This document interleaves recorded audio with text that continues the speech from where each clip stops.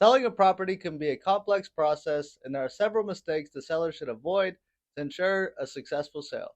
Number one is working alone. Selling a house yourself may seem like an easy way to avoid paying commissions, but you'll miss out on a real estate agent's market knowledge, context, and help with the process. Number two is pricing too high. While you want to sell your property for top dollar, it's important to be realistic about the value of the property and how buyers will see it.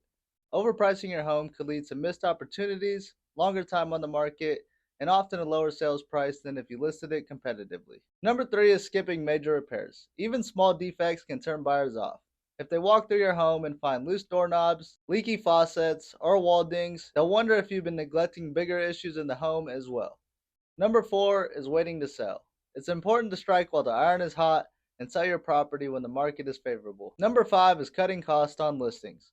It's important to invest in professional photos and a well-written listing to make your property stand out from the competition. While we take care of this all for our clients, not all agents do. Number six is limited access for showings. It's important to be flexible and make your home available when potential buyers want to see it. Buyers are often looking at multiple properties, and limiting showings can mean missed opportunities for you.